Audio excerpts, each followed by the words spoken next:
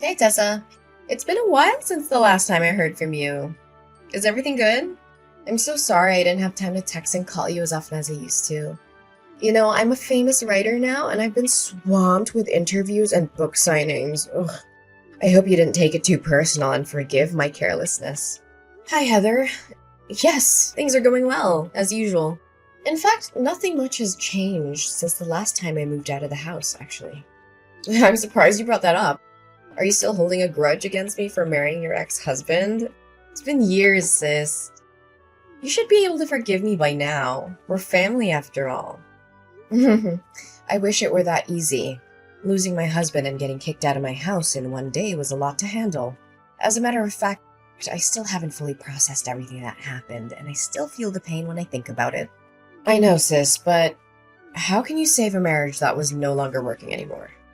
George already told you that his feelings for you had faded over time, and I was the only one who had a spot in his heart. Surely he made this clear before you guys got divorced, correct? I know you're still beating yourself up for losing such a well-off man like George, but it's about time you move on and face the reality, Tessa. I never cared about his money. What I cared about was the betrayal. I was deeply hurt when I found out that he cheated on me with you. The sight of you two together in my bedroom was a knife to my heart. I felt betrayed and humiliated. Come on, sis. Don't act like I'm the one who's at fault here. I mean, your husband was the one who hit on me first. What was I supposed to do? Even if that were the case, you could have easily said no. But instead you chose to betray your own sister. My husband wasn't innocent, but I don't think you were either. In fact, I still blame myself sometimes for ignoring the red flags that kept telling me you were seducing my husband. Honey, I wouldn't call it a betrayal. Didn't you hear what he said before the day you got divorced? He told you that he had lost all of his interest in you a long time ago, but he didn't want to hurt your feelings. Many times he came to me for comfort and advice, and we grew closer and closer just like that. George was unhappy for quite a long time, and he just finally found the courage to leave. Enough! I'm not really feeling up to talking about that at the moment. Can we just change the subject of our conversation? Yeah, sure. So, what have you been doing for a living, Tessa? Still trying to make it as a full-time freelance artist? I already told you a million times, your paintings suck. No one wants to buy them. They're so bad, you could lay them on the floor and people would mistake them for doormats. Don't be so harsh on me, Heather. I know my paintings aren't everyone's cup of tea, but I believe that art should be a reflection of the artist's heart and soul. I could draw something easier for the audience to approach, but that would be a betrayal of my own artistic vision. I'm not going to compromise my art just to make it more marketable. I know that there are people out there who appreciate my work for what it is. Whatever your stupid belief is the reason why you're still living in poverty. For me, money comes first. And it's all about creating things that people will like. Just look at me and my best-selling book, The Power of Marriage. Sold over 200,000 copies and generated more than $1.6 million last year. Can you believe it? Oh, and have you heard about my book, A Match Made in Success? It's a memoir about my marriage to George, and it was just published last month. It's already sold a couple of thousand copies, and I'm really excited about it. Yes, I've heard about those books, and you've also written many other famous marriage books. I just thought it's quite ironic that someone who has sabotaged other people's marriages would write about the principles for a strong and lasting relationship. Hey, are you referring to me, Tessa? I can see that you're still struggling to conceal your jealousy of my successful and wealthy life. It must be hard to see someone like me living the good life while you're stuck in your destitute existence. I guess it must be tough raising Gabriella all by yourself, huh? At least George still gives you some pity money every month to keep you and Gabriella from the verge of hunger. So, you're finally showing your true colors, huh? Well, let me tell you something. I know exactly how hard I had to sacrifice for you to get where you are today. I gave up my dreams, my relationships, and my sanity, all so that you could achieve yours. Oh, not again. When our father passed away and our mother left us, I was the one who stepped up to take care of you. I worked 2 or 3 jobs at a time to make sure that you had everything you needed to succeed in school. I even had to drop out of college myself, but I didn't care. All I wanted was to make sure that you had the best possible chance in life. And what did you do? You repaid my sacrifice by stepping into my marriage with George and destroying it. Oh, for the love of God! Would you please stop giving me that lecture? I'm so sick of hearing it. I don't owe you my entire life for something you did for me 10 years ago. I barely even remember it. I certainly don't appreciate you bringing it up every single time we talk. You sure are ungrateful, aren't you? Anyways, do you have free time? I just want to invite you to come over to my house and join my birthday party. It'll be fun, but don't bring Gabriella along. She would cry and ruin the party for everyone else. I don't really want to go because I have a lot of things to do. Ugh, please, your excuses are so lame. What else do you have to do all day besides painting those ridiculous pictures that belong in the trash? Think about the sake of our sisterhood and come to my house, please. It will be great fun. I can guarantee you. Okay. I guess it wouldn't harm just to attend your birthday party.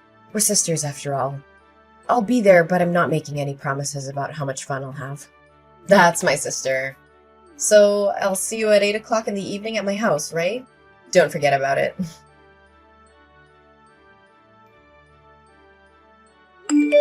What was your intention of inviting me to your dinner party last night? You treated me like my presence wasn't even important. You called me your housekeeper and made me slave away for you and your guests. What was that all about? I'm not sure if you were trying to be funny or if you were just being mean. But either way, it was really hurtful. Tessa, really, could you think rationally for just a little bit? How can I call you my sister when you're so impoverished? I mean, judging by the way you dressed yesterday, I can only guess those outdated garments were bought at a thrift store or a garage sale. It's embarrassing to be seen with you in public. You don't even deserve to be my housekeeper. What? How can you say that about your own sister? Are appearance and money truly that important? What else could be more important? I mean, look at how my friends dress and look. They're all from wealthy families, have high social status, or are celebrities. If I claimed you as my sister, they'd laugh at me in my face and then shun me. You wouldn't want that to happen to your own sister, would you? But why didn't you give me a heads up? Instead, you made me a laughingstock in front of your friends. Well, it's not like you would find anything more decent to wear even if I told you about my friends in advance. But thanks for coming anyway. You were very helpful at cleaning after the party. I was so concerned because my current housekeeper asked for a sick leave and I couldn't find anyone better to replace her. So you called me up just so I could do the work for your housekeeper? Well, I'm not surprised by your actions anymore. After all, you've already stolen my husband and belittled my chosen profession. What else couldn't you possibly do to hurt me? One thing I'm a little concerned for you, though. Concerned for me? Why would you be concerned for me?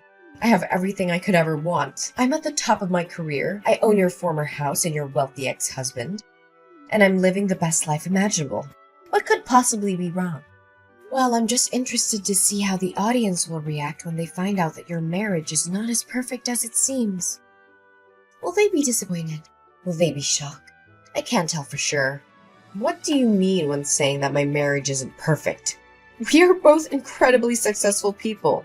I'm a world-renowned writer, and George is a household name who earns over $500,000 per year. What could possibly go wrong with my marriage? Well, I'm not trying to be nosy, but I found out yesterday that you and George are sleeping in separate rooms. I don't have to be a psychologist to know that sleeping apart can be a sign of troubled marriage, or even a marriage that's on the verge of dying. Am I correct about that? What? How dare you break into my room without my permission? I'm sure you were looking for something to take from my house. What? I may have some financial problems, but I'm certainly not a thief. You were the one who told me to clean the entire house before the guests arrived. Remember, I only did what you asked me to do. Oh yeah, I told you that. But it's understandable that every marriage has its ups and downs. My marriage with George is no exception. We've had a few arguments lately and we're not talking to each other right now. But that doesn't mean our marriage is on the verge of dying, like you said. The condition of the master bedroom is a clear indication that it hasn't been used in a long time. The air is stale and musty, the floor is covered with a thick layer of dust, and there are cobwebs in the corners. The windows are also smudged with dirt. Just admit it, you and George weren't sleeping together for years. Why do you have to keep pretending that you have a happy marriage? We both know that's not the case. You're not fooling anyone. It's my family business. Don't stick your nose into it. I'm sure your audience will be devastated to learn that the power couple, an impeccable marriage they look up to, is nothing but a complete sham. I'm sure the press will be thrilled after I reveal to them this hot topic. You! How dare you threaten me like that? No, I mean, Tessa, why should you ever rat out your own sister? Really? I've made a great fortune and achieved fame from selling those books. If anyone ever finds out the truth about my marriage with George, my reputation will be ruined and I'll be ruined with it too. I'm begging you, Tessa, please don't tell anyone about this. Just a few minutes ago, you were raising your voice at me, calling me your housekeeper, and belittling me for my financial status. What's the reason for your sudden change in your behavior? Well, Tessa, you know I didn't mean what I say. In fact, you already knew that I'm a person who always speaks without thinking about the consequences of my words. Please, Tessa, just forgive me this one time. I'll swear I'll treat you better the next time we meet. You have my word. I don't know, Heather. You've done me wrong over and over again. I don't know if I can still put my trust in you after all of this. I know I messed up, and I'm so sorry for what I did. I know that it doesn't make it right, but I hope you can forgive me. You know that you're the only one I can count on. Other than you, I have no one else. Please, Tessa, spare me this time. Okay, I let you go this time, but I'm warning you. If you do this to me again, I'm done. I can't keep forgiving you for breaking my trust. Thank you, Tessa. I know that you're my dearest sister in the world, and you would never do anything to harm me.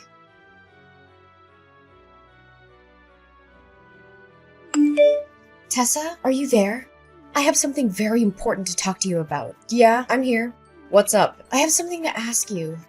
It may sound a little strange, but just hear me out, okay? Sure, go ahead. I'll try to help you the best I could. Listen, can you let me borrow your daughter, Gabriella, for some time? The situation is urgent, and you can't say no to me. What? Borrow Gabriella? What do you need my daughter for? In fact, what are you even thinking? I know this is a lot to process all at once, but I had no other choice. Press has been hounding me with questions about my child with George. They've been asking when we're going to have a child, why we haven't had a child after 4 years of marriage, and even if I'm infertile. I've been bombarded with so many questions, and I finally felt like I had to defend myself. I had to tell them that we already have a child, but we've chosen to keep her out of the public eye. So now you want Gabriella to pretend to be your own child? That's only gonna worsen the situation. You can't cover one lie with more lies. You know that.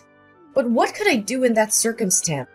Tell them that my marriage with George isn't fulfilled and happy as it looks on the surface? If the press found out about it, my life would be a complete disaster. I've worked so hard for my career. I've built everything I have from the ground up. The fame, the money, the spotlight. Everything I own would dissipate in just a blink of an eye. How can I live with that? I don't know, Heather, but this is just too much. Gabriella is my daughter, and I love her more than anything in the world. I just can't hand her over to you like a merch. Oh, sister, don't make it sound so complicated. I'm just gonna borrow Gabriella for the press release of my upcoming book. After that, I'll let her back into your arms, safe and sound. In fact, after appearing at my press release as my daughter, Gabriella will become famous just like me. With her newfound fame, she'll be able to earn a lot of money and sign contracts with large brands. This will turn you and your daughter's destitute life into something that's worth living. Don't try to bait me with money. You know that I'm not a materialistic person like you. Besides, Gabriella doesn't need the kind of fame that is based on lies. She deserves to be famous for her own merits, not because of someone else's deception. I don't want her to end up like you, living a life that is based on falsehood and manipulation. I know, but at least help me out this time. If you still consider me your sister. Look, if you don't lend me a helping hand this time, my whole career and everything I put effort into will go down the drain. Do you actually have a heart to see everything I've worked for get destroyed right in front of my eyes? Look, if you don't agree to my plan, then I have no reason to exist in this world anymore. What are you saying, Heather? Please don't think about doing anything stupid. You still have a whole life ahead waiting for you. Just divorce George and rebuild your happiness from scratch. You still have plenty of time. You're still young. Are you crazy? I can't give up the fame, money, and glory that I'm possessing. It's the most ridiculous thing I've ever heard. If you don't agree with my plan, it's all over. Don't break my heart into a million pieces. You know I only have you and Gabriella as my flesh and blood relatives. So you agree to do as I say? Come on, I'm only borrowing Gabriella for one day. I'll have her back to you before you know it. All I'm going to do is introduce her to the audience and have her practice answering some questions for the press. I just need her to convince everyone that I'm her mother. I promise I won't do anything to harm her. I just need her help for one day, and then she'll be back with you. Okay then, if you insist. That's my sister! I'd like to borrow her for tomorrow morning for my press release. It starts at 9 a.m., so I'll come to your house at 8 a.m. to pick her up. You know, this press release is for my new book, The Parenting Journey, a roadmap for raising happy, healthy children. I know the audience will love it, especially when I introduce my own child, who I'll claim to be the source of my inspiration. This is so wrong, Heather. I feel like you're lying to the audience, especially your fans. Honestly, my biggest advice for you at this very moment is to stop before it's too late. I know. Just help me this one time and I'll promise I'll never ask anything from you ever again. Fine, I'll help you this time, but please don't do anything out of line.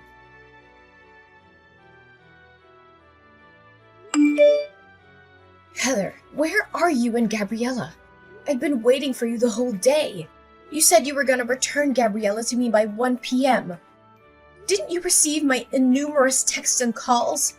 I'm sorry, Tessa, but Gabriella is staying with me.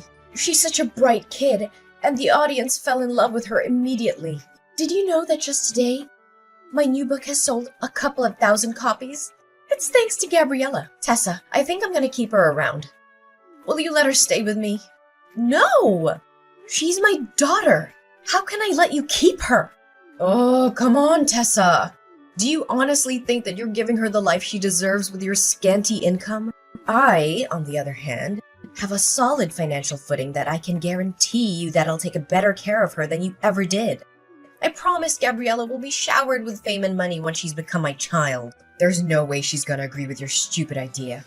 She knows very well that I'm her mom and she will insist on coming back to my arms. Oh, Heather, she's a 2-year-old kid. She can't decide for herself. Besides, I'm already at the airport. Me and my husband and Gabriella are heading to another country where you can't find me. Don't worry. I'll send you a couple of pictures of your daughter every now and then. Your child will be a great tool for me to earn even more money.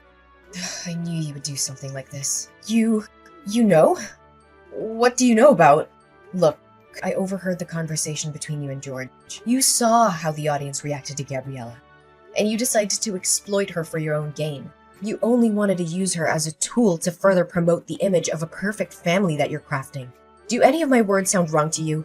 What? So you already found out about my plan? Why did you let me carry on with it anyway? Well, I just want the world to know your other side of personality, and what's better than catching you red-handed. By the way, me and the paparazzi are after you. We were tailing you all the way from your house to the airport. You're not gonna get away so easily. And what's happening between us is being broadcasted live. Guess you're making $1 million worth show. Just as you always wanted. What? Where are you? Show yourself now. I don't have time to play the game of cat and mouse with you. Well, take a look behind your back and find out. Heather was shocked when she saw me in a crowd of paparazzi chasing after her, demanding answers. Everyone now knew the truth about her so-called happy and successful family. It was all a lie, a carefully crafted facade to make money. In reality, Heather and her husband George hadn't spoken to each other in years. She'd found out he'd been cheating on her with another woman, and she had been too humiliated to tell anyone. Now, the truth was out, and Heather was facing the consequences. Her books were being boycotted, her reputation was in ruins, and she was being sentenced to 3 years in prison for kidnapping. The prospect of my sister being able to write again seems daunting, and it may take a considerable amount of time. Additionally, I am uncertain if anyone will ever believe what she says again after what happened. Finally, Gabriella got back into my arms again. My precious girl is the angelic light that guided me even during my darkest days. She's my reason for living, and every picture that I paint reflects the immense and inseparable love between us. As my daughter Gabriella became famous, my paintings also gained more recognition. The audience finally understood the deep meaning behind my paintings, which depict the special bond between a mother and child. Eventually, I was able to open my own painting gallery. With the proceeds of the sale of my paintings, which amounted to almost $100,000, I donated half the money to charities that provide financial assistance to single mothers. I hope to uplift their lives in the same way that mine had been uplifted.